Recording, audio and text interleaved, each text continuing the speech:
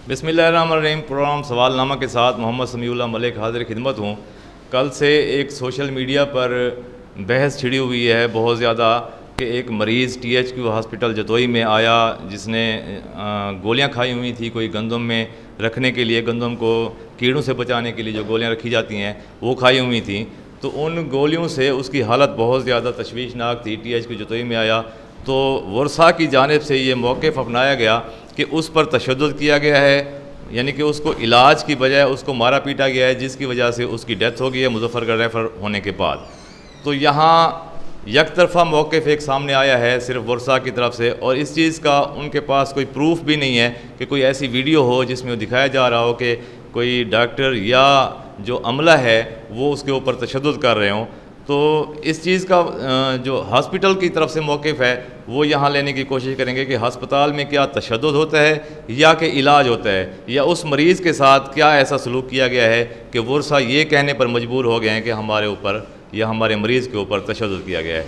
तो उस वक्त जो ड्यूटी डॉक्टर थे डॉक्टर आसिफ नवाज़ साहब, उनके मौक़िफ़ सुनने के लिए, उनका मौक़िफ़ जानने के लिए या आप लोगों तक पहुँचाने के लिए मैं यहाँ THQ हॉस्पिटल जतोई आया हूँ कि डॉक्टर आसिफ से उनका मौक़िफ़ जानते हैं कि वो जो मरीज़ आते हैं एमरजेंसी में उनके साथ क्या सलूक किया जाता है।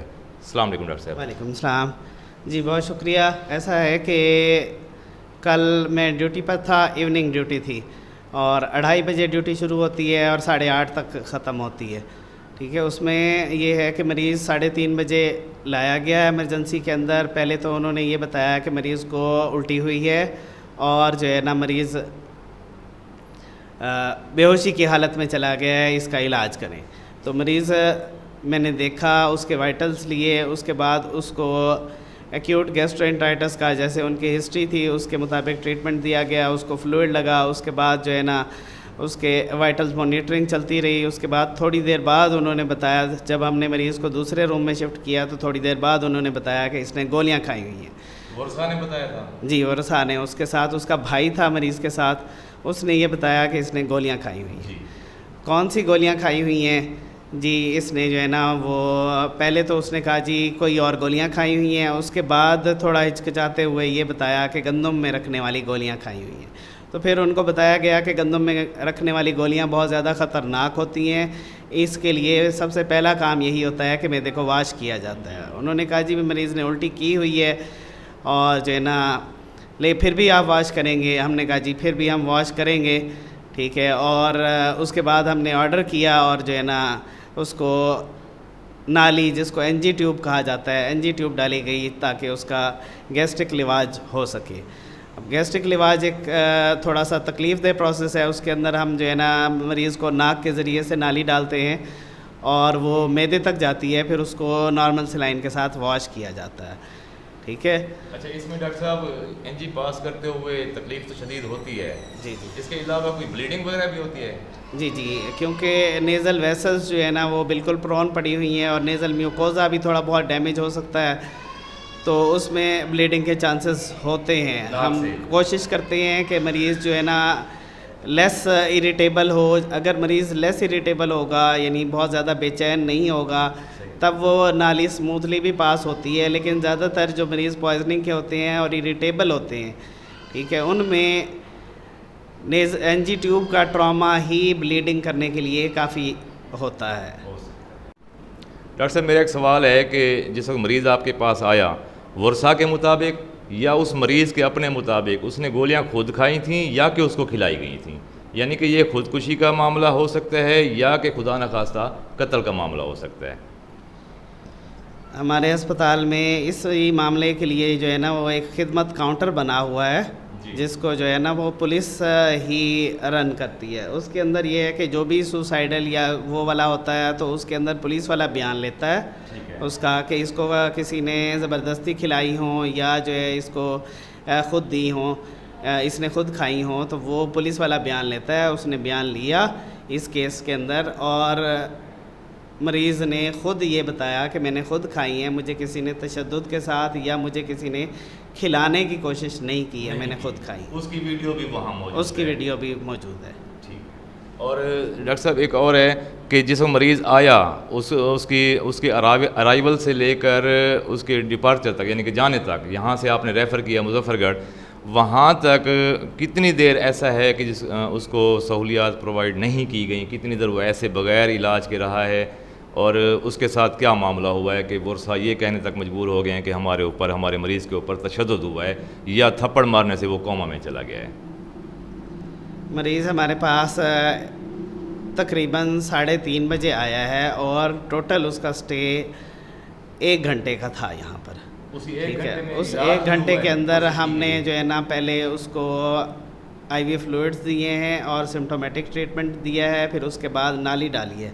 ठीक है, नाली डालने के प्रोसेस में हमें तकरीबन 15 मिनट लगे हैं। वो इस वजह से लगे हैं कि मरीज़ को, क्योंकि मरीज़ होश में नहीं था और उसको बहुत ज़्यादा इरिटेबल था, तो इस वजह से 2-3 दफ़ा ट्राई की गई, ठीक है, नाली को, और उसने 2-3 दफ़ा निकाली, यानी मरीज़ हाथ पाँव तो हिला ही रहा था, ठीक है, इरिटेबल था, तो उस वजह से उसने 2-3 दफ़ा नाली निकाली है, ठीक है। उसी दौरान उसको जो है ना वो ब्लीडिंग भी हुई है, जिसकी वजह से लवाहिकीन ये कहने पे मजबूर हो गए हैं कि जी किसी ने उसको तशद्दुद किया है। वो नाली डालने का प्रोसेस ही ट्रामेटिक कभी हो जाता है, अगर मरीज़ इरिटेबल हो तो प्रोसेस ही ट्रामेटिक हो जाता है कि मरीज़ को सख्ती करनी पड़ती है गले में से, हाँ जी, जब मरीज़ ख़ुद नहीं निकल रहा है तो उसको गले में से निकालने के लिए थोड़ा सा उसको कहना पड़ता है, थोड़ा सा टैप करना पड़ता है, ठीक है, थोड़ा सा टैप करना पड़ता है। स्लैप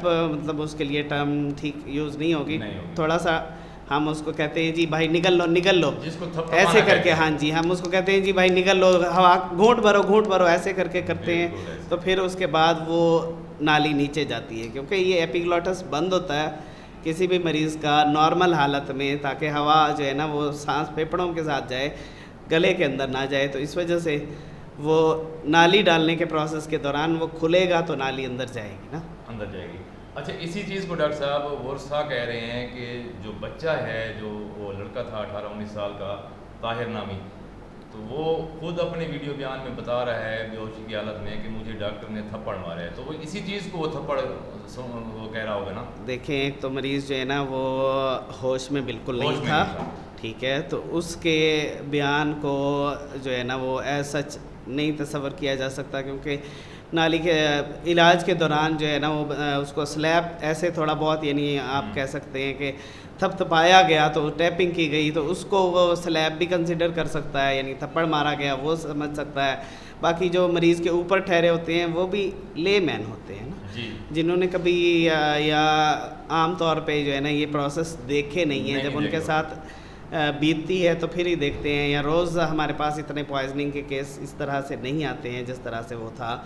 उसको बर वक्त रेफ़र किया गया और उसके बाद वहाँ उसका ट्रीटमेंट जो चला DHQ हॉस्पिटल में, फिर हमें मालूम ये हुआ कि DHQ वालों ने भी आगे उसको रेफ़र कर दिया मुल्तान टर्सरी केयर की तरफ, तो उसको ड्यू प्रोसेस से ही गुजारा गया है, जिसको मिसअंडरस्टूड करके ये समझा गया है कि मरीज़ के ऊपर तशद्दुद किया है। डॉक्टर साहब, आपको कैसे पता चला कि ये पॉइजनिंग केस है? क्योंकि जो वर्षा का बयान आ रहा है सामने, वो ये कह रहे हैं कि उसने मेडिकेशन की है, मतलब तबीयत ख़राब हुई है तो उसने किसी मेडिकल स्टोर से दवाई ली है, वो खाई है, और गंदम की गोलियों वाला ये कैसे पता चला है कि उसने गंदम की गोलियों वाला उसका जो मरीज़ के साथ उसका भाई आया हुआ था, उसने पहले ये कहा कि कोई गोलियाँ खाई हुई हैं, कोई गोलियाँ खाई हुई, ठीक है। फिर उसके बाद थोड़ी देर के बाद मैंने कहा कोई गोलियाँ या जो है ना कोई जहर की गोलियाँ, तो उसने कहा जी जैसे उसने बताया है वो साथ नहीं था, यानी जो भाई साथ आया हुआ था वो सारा दिन उसके साथ नहीं था, कहता जी उसने ख़ुद ये बताया है कि हाँ मैंने जो है ना वो गंदम में रखने वाली गोलियाँ खा ली हैं, ठीक है। उसका कलर या वो कुछ और नहीं बता रहा था, या गंदम की गोलियों का कोई रैपर वगैरह नहीं होता है, ठीक है, या वो मेडिकेटेड या इस फॉर्म में नहीं होती हैं जो जिसका रैपर मंगवाया जाए, बिल्कुल सही है, ठीक है। और मरीज़ की जो अलामात थी, ठीक है, वो ज़्यादातर मिलती जुलती उसी के साथ थी, ठीक है, और पॉइजनिंग केस है। ठीक है सर, बहुत शुक्रिया डॉक्टर साहब, बहुत शुक्रिया जी। इस वक्त मेरे साथ मौजूद हैं वो मेडिकल टेक्नीशियन जिनके ऊपर मुबैना तौर पर तशद्दुद का इल्ज़ाम लगाया गया था मरीज़ के ऊपर, कि मरीज़ की आखिरी हालत थी, पॉइजनिंग केस था, उसने गोलियां खाई हुई थी और एनजी पास करते हुए इन मेडिकल टेक्नीशियन अब्दुल जब्बार नामी जो टीएच की जतोई में तैनात हैं, इनके ऊपर इल्ज़ाम लगाया गया है मुबैना तौर पर कि इन्होंने तशद्दुद किया था। तो इनसे अब दरियाफ़्त करते हैं कि इन्होंने क्या तशद्दुद किया है या इलाज किया था, और इलाज की कोशिश की थी, जान बचाने की कोशिश की थी, या कि तशद्दुद किया था। जी अब्दुल जब्बार साहब। बिस्मिल्लाहिर्रहमानिर्रहीम। हमारे पास मरीज़ को लाया गया, पहले तो उसका मालूम नहीं हो रहा था कि वजह क्या है। तो काफ़ी देर के बाद जब पता चला कि उसने गंदम में डालने वाली गोलियां खाई हुई हैं, तो डॉक्टर साहब की हिदायत के मुताबिक कि फ़ौरी तौर पर इसको एनजी डाल के इसका मैदा जो है ना वाश किया जाए सेलाइन से। तो हमने उसको एनजी डालने की कोशिश की, तो क्योंकि उसके कोऑपरेटिव नहीं था तो ज़बरदस्ती हमने जो है ना एनजी डालने की कोशिश की। 2 दफ़ा उसने एनजी निकाल के फेंक दी, तीसरी दफ़ा फिर ज़बरदस्ती उसको जो है ना एनजी डालने की कोशिश की। तो जैसे हम उसकी जान को बचाना चाह रहे थे, क्योंकि वो ताउन नहीं कर रहा था मरीज़, और होश में नहीं था, जिसकी वजह से जो है ना अब देखने वाले यही समझ रहे थे कि शायद इसके ऊपर ये तशद्दुद हो रहा है। क्योंकि एनजी डालते हुए जब मरीज़ ताउन ना कर रहा हो तो बाज़ औक़ात नाक से जो है ना ब्लीडिंग हो जाती है, तो वो ब्लीडिंग को देख के वो ये समझे कि शायद हमारे मरीज़ के साथ जो है ना जुल्म हो रहा है। जो वरसा मौजूद थे वो यही समझे कि शायद हमारे मरीज़ के साथ जो है ना ज़्यादा। मरीज़ का अपना वीडियो बयान भी आया हुआ है कि डॉक्टर साहब ने मुझे थप्पड़ मारा, वो आपको ही डॉक्टर साहब कह रहे थे, क्योंकि आप ही एनजी पास कर रहे थे ना। हाँ बिल्कुल, क्योंकि अस्पताल में मौजूद जितना भी अमला होता है सबको डॉक्टर समझते हैं। हालांकि डॉक्टर आसिफ साहब उस वक्त ड्यूटी पे मौजूद थे। ठीक है। तो अब उन्होंने वो मुझे भी डॉक्टर कह रहे हैं, मैं जबकि मैं खुद मेडिकल टेक्नीशियन हूँ। अब एनजी डालते हुए उसके ऊपर जो सख्ती की गई है, तो अब वो सख्ती करने का मकसद उसकी जान बचाना था, ना कि उसके साथ कोई हमारी मुखालफत थी या कोई दुश्मनी थी। हम भरपूर कोशिश करते हैं कि जिस तरीके से हो सके कि मरीज़ की जान बचाई जाए, चाहे वो उसके अंदर थोड़ी सख्ती भी करनी पड़े।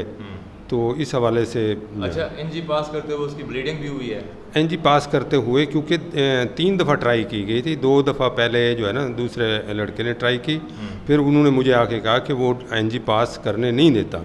तो फिर मैंने जो है ना उसको मजबूती से पकड़कर उसको ज़बरदस्ती एनजी पास कर दी थी। ठीक है। फिर भी उसने उसको निकाल के बाहर फेंक दिया। खींचने से ब्लीडिंग हुई है? उसने जब खींच के बाहर फेंके है ना तो फिर उसकी ब्लीडिंग हुई। ठीक है जी। नाजरीन, इस वक्त मेरे साथ मौजूद हैं डॉक्टर अमजद साहब, जो कि पाकिस्तान मेडिकल एसोसिएशन पीएम में जतोई के सदर हैं। उनसे इस बारे में जानते हैं कि वो इस जो पूरा वकूआ हुआ है इस बारे में उनका क्या मौक़िफ़ है, और बतौर डॉक्टर वो क्या कहते हैं कि क्या मरीज़ की ज़िंदगी बचाई जाती है या कि उसके ऊपर तशद्दुद किया जाता है। जी डॉक्टर साहब। बिस्मिल्लाहिर्रहमानिर्रहीम। मैं doctor Amjad Shahzad, vice president Pakistan medical association tehsil Jatoi. मैं आपकी तवज्जो गुज़श्ता दिनों एक वाक़े की तरफ उसकी तफसील बयान करना चाहूँगा। एक बच्चा जिसकी उम्र 18 से 19 साल की थी, उसे तहसील हेडक्वार्टर हस्पताल जतोई के एमरजेंसी में लाया गया।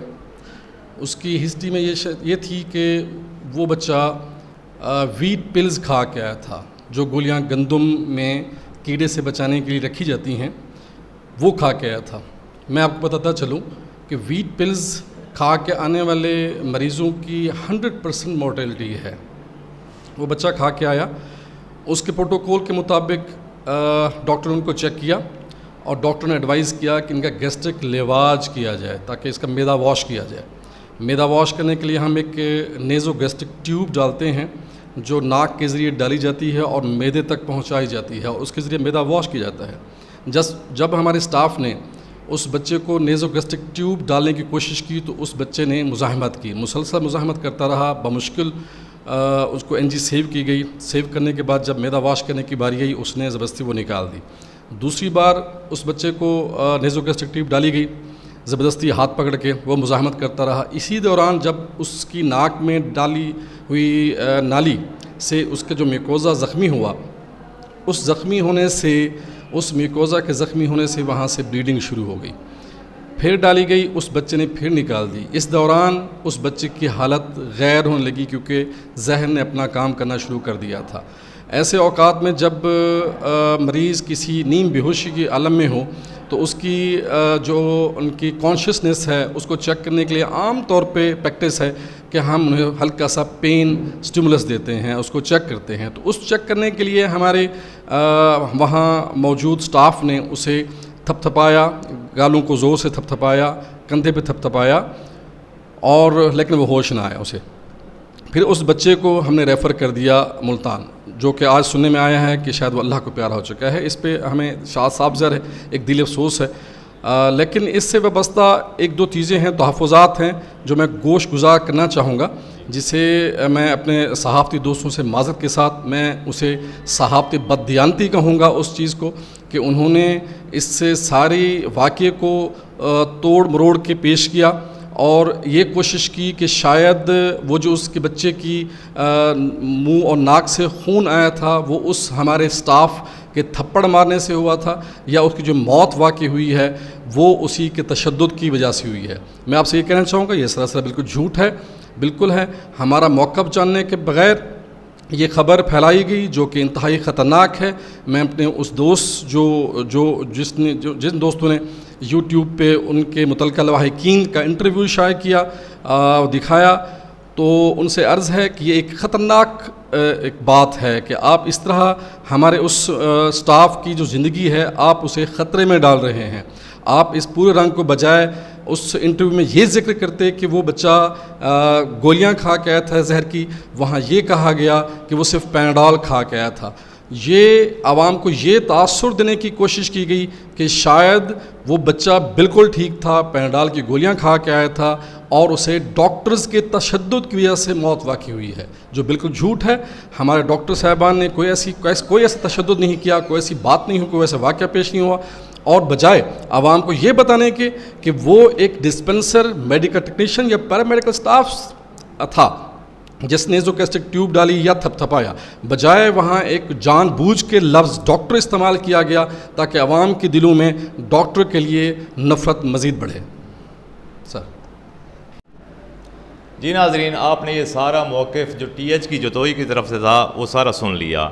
अब यहाँ कहना मैं ये चाहूँगा कि कभी भी मज़लूम हमेशा सच्चा नहीं हो सकता। सबसे बड़ी बात तो ये है, सबसे जो पहले करने की बात है वो ये है कि जो एक इंसानी जान ज़ाय हुई है, जो एक इंसान यहाँ दुनिया से चला गया है, चाहे वो अपनी गलती से या किसी और की गलती से चला गया है, तो उसका सबसे ज़्यादा दुख हुआ है कि वो इंसान यहाँ से चला गया। नौजवान लड़का था 18 से 20 साल का, तो उसका सबको अफसोस है, मुझे भी बहुत ज़्यादा अफसोस है। लेकिन जो सूरत हाल थी उसको कम अज़ कम वाज़े तौर पर पेश करना चाहिए था। जो वर्सा हैं उनका इल्ज़ाम लगाना भी मुझे यहाँ मुनासिब नहीं लगा कि अगर बच्चे ने गोलियाँ खाई हुई थी उस लड़के ने, और वो अपनी मतलब मर्ज़ी से उसने खाई हुई, उसका बयान भी आया हुआ है, और उसके बाद उन्होंने इल्ज़ाम लगाया है कि जो हॉस्पिटल का अमला था जो उन्होंने तशद्दुद किया है और उस वजह से वो बच्चा कोमे में चला गया है। जबकि यहाँ दूसरी वीडियो मौजूद है, आपने देखी होगी कि बच्चा कह रहा है, ख़ुद अपने मुंह से कह रहा है कि मुझे डॉक्टर ने थप्पड़ मारा है। अगर थप्पड़ के बाद बच्चा कोमे में चला गया था तो वो फिर बातें कैसे कर रहा था, ख़ुद से बातें कैसे कर रहा था।